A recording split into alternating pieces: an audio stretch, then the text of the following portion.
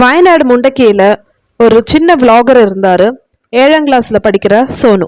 சோனு முண்டக்கையில் இருக்கிற எல்லா காட்சிகளையுமே அவரோட வீடியோ சேனல்ல பதிவிட்டிருக்காரு. அதே மாதிரி தான் அன்னைக்கும் ஜூலை 29க்கு சோனு அவரோட அம்மாவோட ஃபோன் எடுத்துட்டு முண்டக்கையோட லாஸ்ட் வீடியோ எடுத்தாரு. அதுக்கப்புறமேட்டு சோனு யாருமே பார்க்க முடியல. வயநாடு நிலச்சரிவில் முண்டக்கை, சூரல் மலை இந்த மாதிரி நிறைய இடங்கள் பாதிக்கப்பட்டிருக்கு. அங்கே இருந்த வீடுகள்லாம் தண்ணியில் அடிச்சுட்டு போடுச்சு. இந்த நிலச்சரிவில் இறந்த ஒவ்வொருத்தருக்கும் ஒவ்வொரு ஸ்டோரி இருக்கு. அதே மாதிரி ஒரு கதை தான் சோனுவோட ஸ்டோரி. சோனுவோட அப்பா துபாயில் இருக்காரு. சோனு அவரோட அம்மாவும் அதே மாதிரி அக்கா, தங்கச்சி எல்லாரும் சேர்ந்து தான் முண்டக்கையில வசிச்சு வந்தாங்க. சுரல்மலை ஸ்கூல்ல 7ஆம் கிளாஸ் ஸ்டூடெண்ட் தான் சோனு. முண்டக்கை, சுரல்மலை பகுதியிலலாம் நிறைய மழை பெஞ்சிச்சுன்னா வீட்டுக்குள்ளெல்லாம் தண்ணி வந்துடும். அதனால இந்த மாதிரி மழை வர டைம்ல சோனோட தாத்தா அவரோட வீட்டுக்கு அவங்கள கூப்பிடுவாங்க, நீங்க இங்க இருங்கன்னு சொல்லிட்டு. ஆனா அன்னைக்கு சோனோட அம்மாவும் தங்கச்சியும் இன்னொரு வீட்டுக்கு தான் போயிருந்தாங்க. சோனோட அம்மாவோட மொபைல் முண்டக்கையில் இருக்கிற தாத்தாவோட வீட்டில் இருக்கு. இந்த மொபைல் எடுக்கிறதுக்காக சோனு மட்டும் போயிருந்தாரு முண்டக்கையில்.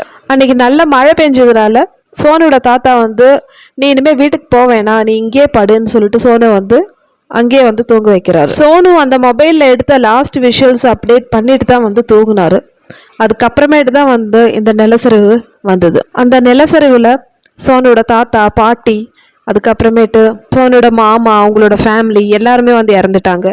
நிலச்சரிவு ஆன உடனே இந்த வீடு பாதி இடிஞ்சு மண்ணுக்குள்ள போயிடுச்சு. இந்த டைம்ல இவரோட அப்பா துபாயில இருந்து வந்துட்டாரு. இம்மீடியட்டா அவரோட அப்பா துபாயில இருந்து வரும்போது வீடு ஒரு சைடு தான் உடஞ்சி மண்ணுக்குள்ள போயிருக்கு. அதனால அவங்க எல்லாருமே உயிரோட இருக்கிறதுக்கு வாய்ப்பு இருக்குன்னு சொல்லிட்டு ப்ரே பண்ணி தான் வந்தாரு. ஆனா அவருக்கு அவரோட பையனை உயிரோட பார்க்க முடியல. சோனு, அவங்களோட தாத்தாவும் பாட்டியும் அதே மாதிரி அங்க இருந்த மற்ற ஃபேமிலியும் எல்லாருமே அந்த மண்ணுக்குள்ள போயாச்சு.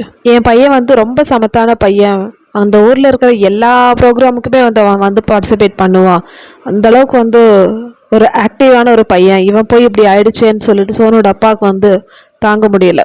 எனக்கு இருக்கிறது ஒரே ஒரு பையன், இந்த ஊர்க்காரங்களுக்கு எல்லாருக்குமே அவனை ரொம்ப பிடிக்கும், ஆனால் இப்படி ஆயிடுச்சேன்னு சொல்லிட்டு அவர் கதறாரு.